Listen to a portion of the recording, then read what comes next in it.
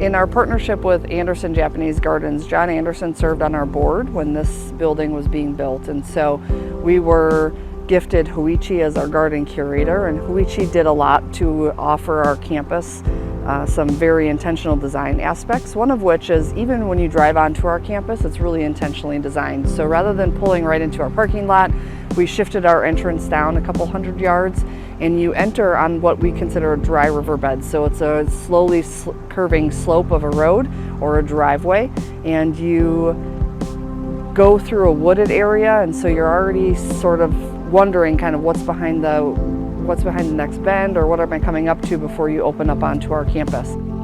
Creating this environment of healing, of creativity, of introspection to help recovery make sense in a time that is generally pretty turbulent or chaotic for our clients. This offers us a sense of peace, or being able to act opposite of what they're used to.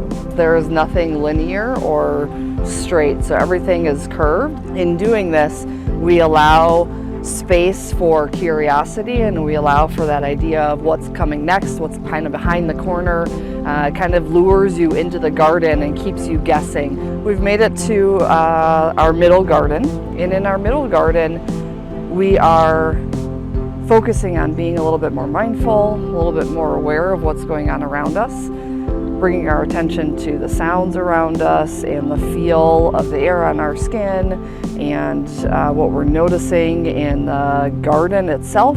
All of our plants, we encourage clients to kind of touch and feel. They have different textures and different scents and different colors. If you look up this path, there are 12 steps going up this path to our main waterfall.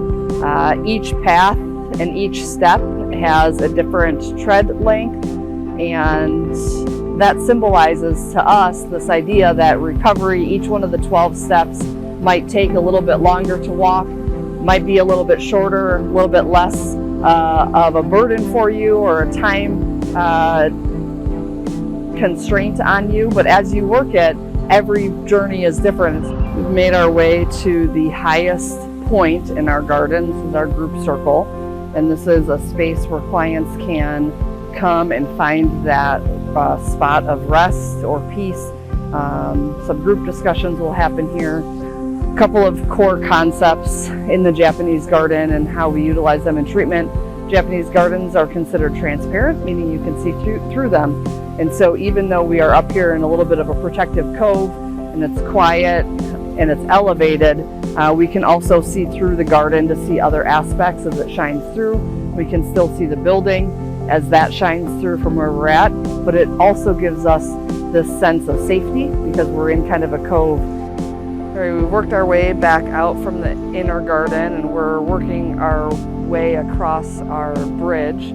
Bridges in the Japanese culture represent transformation, and so how do we go from a life in treatment to a life outside of treatment?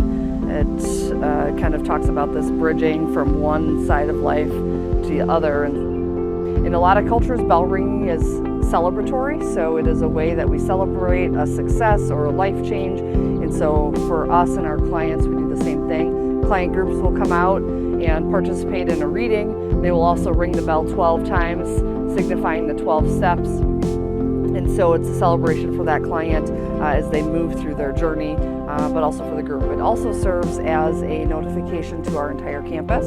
As a community, we want to be able to celebrate that client leaving and the success of our clients. And so when they ring this bell, generally you can hear it from wherever you are on this campus. And so we all get to celebrate and support that client who is successfully moving on to their next steps.